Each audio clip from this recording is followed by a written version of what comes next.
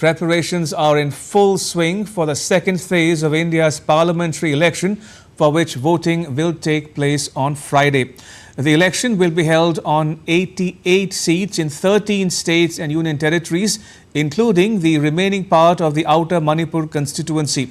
Polling for the Betul constituency in Madhya Pradesh, which was scheduled to be held in the second phase of election, will now be held in the third phase because of the demise of the BSP candidate. A total of 1,198 candidates from 13 states and union territories, along with 4 candidates from the Outer Manipur constituency, will be in the fray in the second phase of election. Campaigning for the second phase of election ended on Wednesday, but it continues for the third phase of election to be held on the 7th of May. The BJP is set to raise the pitch with senior BJP leader and Prime Minister Narendra Modi's 32 rallies and roadshows across 10 states in the next 10 days. Prime Minister Narendra Modi addressed a rally at Morena, which is a BJP bastion in Madhya Pradesh. The PM said that Morena has always supported those for whom it is country first. The Prime Minister addressed another rally in Uttar Pradesh's Agra and was to hold 2 more rallies on Thursday.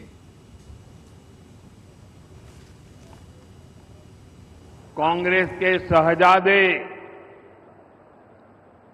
अब आजकल वो जरा इतने चिंतित है कि आए दिन उनको मोदी का अपमान करने में मजा आता है। मोदी के लिए भला बुरा कहना उनको मजा आ रहा है। वो कुछ भी बोलते जा रहे हैं और मैं देख रहा हूं सोशल मीडिया में, टीवी में बहुत सारे लोग चिंता जताते हैं कि भाई ये भाषा अच्छी नहीं है। ऐसी भाषा देश के प्रधानमंत्री के लिए बोलना ठीक नहीं है, ऐसा लोग सोशल मीडिया में कहते हैं।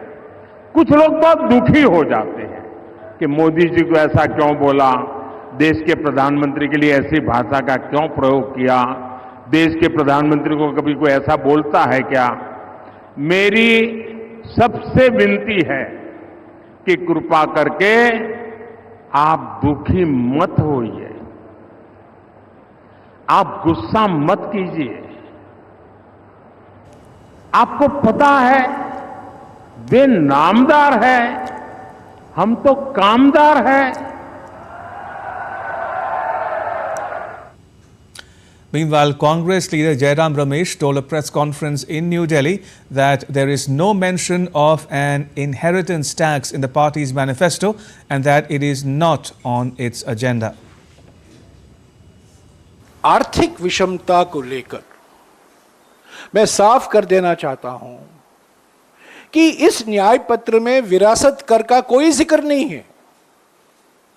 विरासत कर हमारा एजेंडा नहीं है और हकीकत यह है कि 1985 में नए प्रधानमंत्री राजीव गांधी जी ने उस विरासत कर को हटाया था। Now, political parties are gearing up for the third phase of election. BJP leader Rajnath Singh addressed a meeting at Lakhimpur Kheri in Uttar Pradesh. He will hold another meeting at Etawah. BJP leader Amit Shah held a meeting at Medak in the southern state of Telangana. He was to hold a meeting at Bolangir in the coastal state of Odisha as well. Andhra Pradesh Chief Minister Y.S. Jagan Mohan Reddy filed his nomination from the Pulivendula Assembly constituency in Andhra Pradesh. Samajwadi Party leader Akhilesh Yadav filed his nomination from Uttar Pradesh's Kannauj. And the Aam Aadmi Party launched a new campaign in New Delhi which focuses on Delhi Chief Minister Arvind Kejriwal's arrest in an excise policy case. Now, Thursday is the last day for filing of nominations for the fourth phase of India's election. Till Wednesday, 19 candidates had submitted 21 nominations. So far, 83 nominations had been filed by 58 candidates. Nomination papers will be scrutinized on Friday. The nominations can be withdrawn till 29th of April. Voting for the fourth phase will take place on 13th May and votes will be counted on 4th June. India's Ministry of External Affairs held its weekly press conference in New Delhi on Thursday. The spokesperson spoke about the protests occurring at Columbia University in the US and other universities across that country. The spokesperson emphasized the importance of maintaining a delicate equilibrium between freedom of expression, a sense of responsibility, and the preservation of public safety and order in every democratic society. We've seen reports or several reports on it and have been following related events. In every democracy, there has to be the right balance between freedom of expression, sense of responsibility and public safety and order. Democracies in particular should display this understanding in regard to other fellow democracies. After all, we are all judged by what we do at home and not what we say abroad. And as far as your question regarding Indian students is concerned, we are always in touch with Indian students, and as and when there are issues which have to be resolved, we'll look into it. The spokesperson of India's Ministry of External Affairs also spoke about the release of 10 Indians in Russia. We are very actively pursuing these matters at various levels, including with the Ministry of Foreign Affairs of the Russian Federation, Ministry of Defense, and several other organizations there. And we are committed to bring back all the people who've so far got in touch with us and want to be released and repatriated and returned back home. 10 such individuals have come back to India. They have been released and they have returned home. We have been assured by the Russian side that the other Indians who are there, they'll also be released and they'll return home. At an international conference on disaster resilience structure in India's capital, New Delhi, US Ambassador to India Eric Garcetti echoed Prime Minister Narendra Modi's view that countries must build resilient infrastructure against natural disasters that are becoming more frequent and severe. India is such a large country. I think the challenge for all of us, even big countries, is how do you make an impact? And I think it's when you change your mindset that you don't come to teach and to preach, but to listen and learn. And so I think we're gathering as much from India in this relationship as we're bringing to.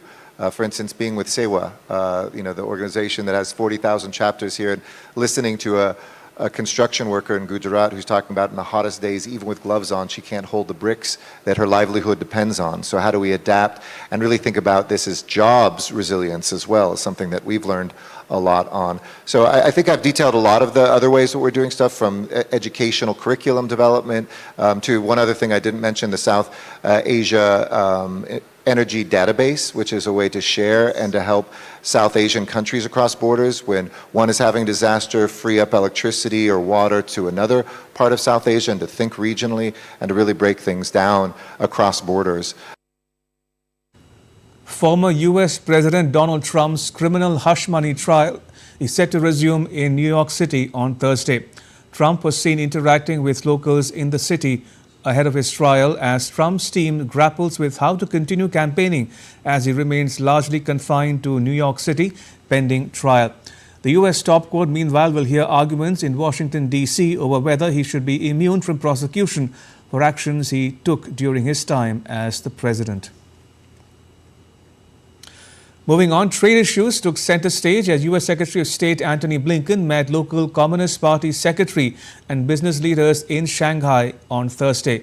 Blinken is in Beijing now and set to meet Chinese Foreign Minister Wang Yi shortly. He is expected to call on President Xi Jinping, where tough talk on issues such as Taiwan and China's support for Russia as it battles Ukraine are on the table. While reaffirming the United States' commitment to a stable relationship with China, Blinken also urged fair treatment of American companies in the country. We have an obligation for our people and indeed an obligation for the world to manage the relationship between our two countries responsibly. The direction from President Biden and President Xi was to continue to build those lines of communication, to sustain them, and again, to deal directly with our differences as we also seek to build cooperation. And reacting to Blinken's remark, China called on the US to respect free market principles.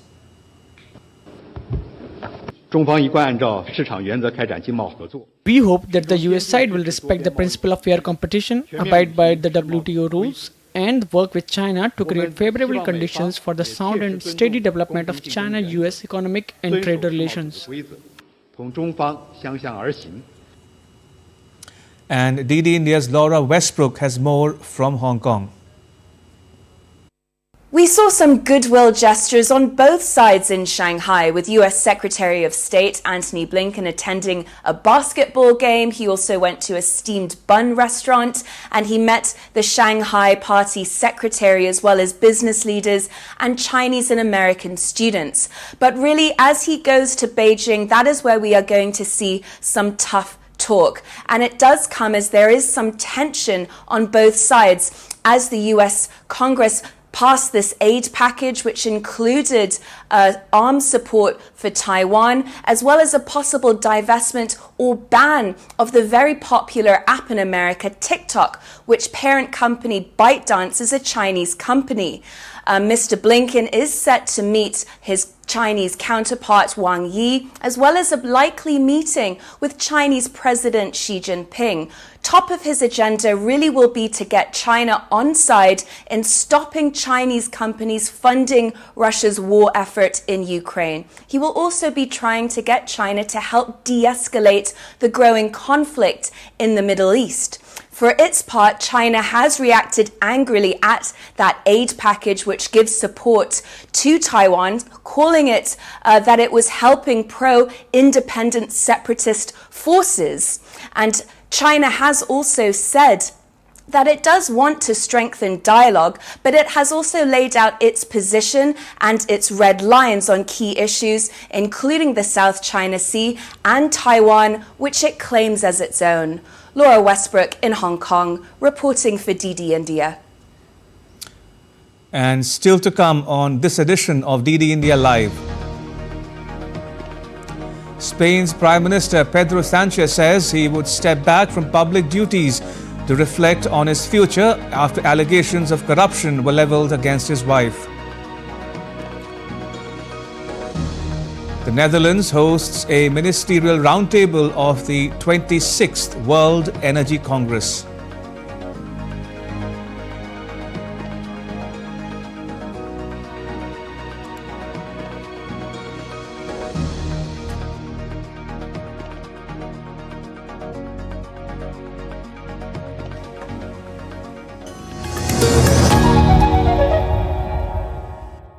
Hype versus facts. In-depth news and analysis with experts who will help you decide why this election matters.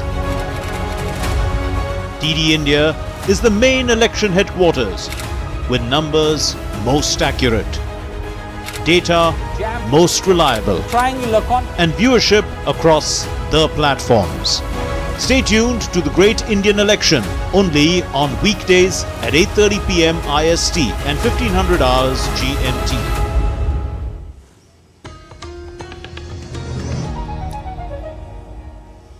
You're watching DD India Live. I'm Ramesh Ramachandran. The US has said that Ukraine sustained its offensive on Russia with the help of its secretly shipped missiles.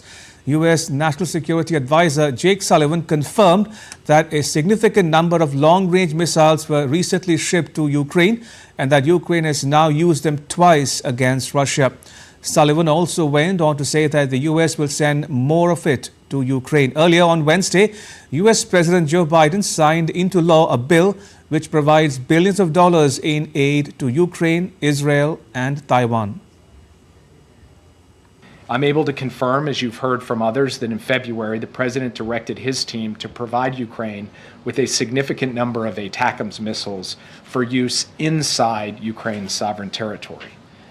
That shipment started moving in March as part of the PDA that the President authorized on March 12th, and those missiles have arrived in Ukraine. We will send more now that we have additional both authority and money. Meanwhile, Ukraine's President Volodymyr Zelensky met UK Finance Minister Jeremy Hunt in Kyiv just days after British Prime Minister Rishi Sunak announced Britain's largest ever military aid package for Ukraine.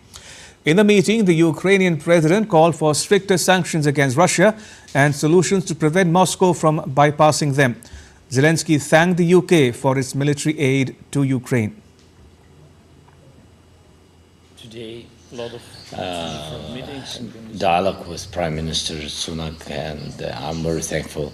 We spoke with some details about the new package. Today in the morning I saw all the details, and we are thankful for this military support. It's very important. Moving on, Israeli troops are moving ahead with its planned military operation in the southern Gaza city of Rafah, but Prime Minister Benjamin Netanyahu's government has not said when it will begin. The Israeli army said that it's prepared to evacuate the Palestinians from Rafah earlier.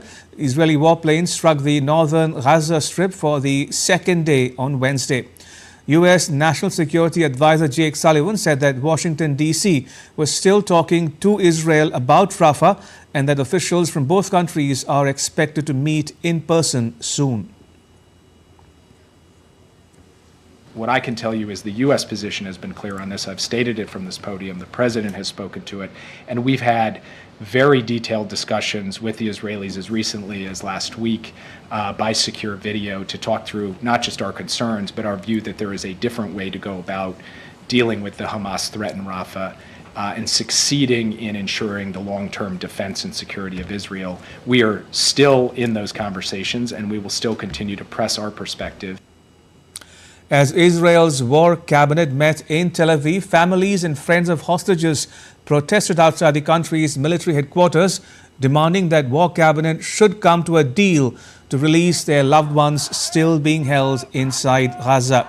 Protesters smeared their faces and bodies with red paint and taped their mouths with 202 written on them, marking the number of days the 133 hostages have been in captivity since the 7th October Hamas attacks.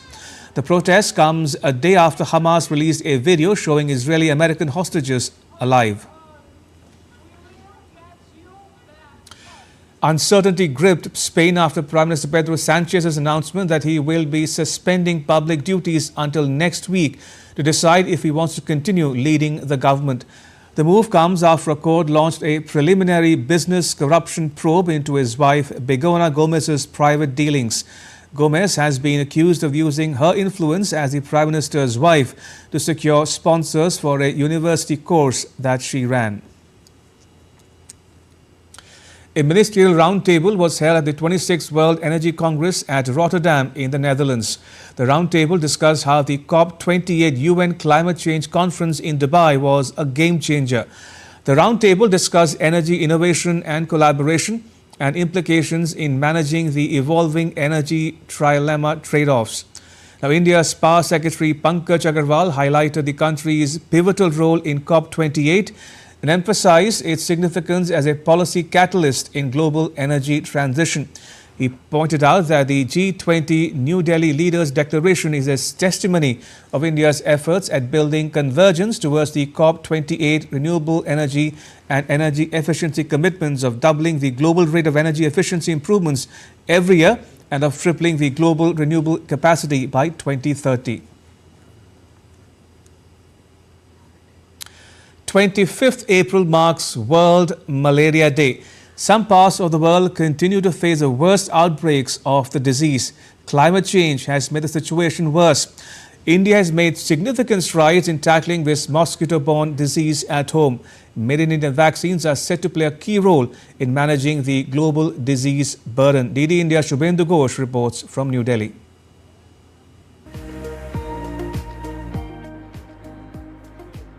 World Malaria Day is observed every year on April 25th.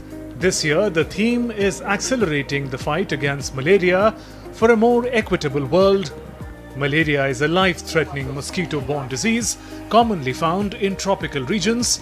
It primarily spreads through the bites of infected female Anopheles mosquitoes. Typical symptoms among patients include fever, chills, and headaches. According to WHO, globally in 2022, there were around 249 million malaria cases and 608,000 malaria deaths across 85 countries.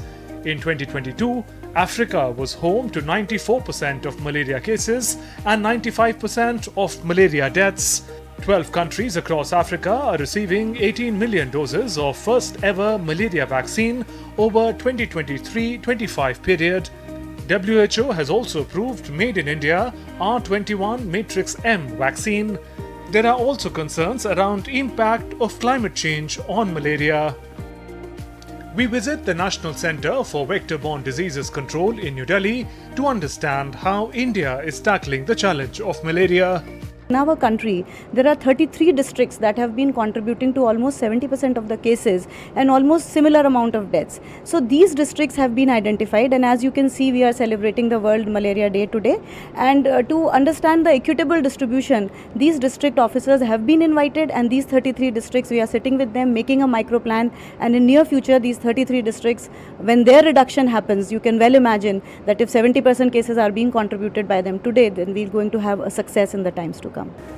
On World Malaria Day, the centre also showcased simple and effective strategies to prevent the infection.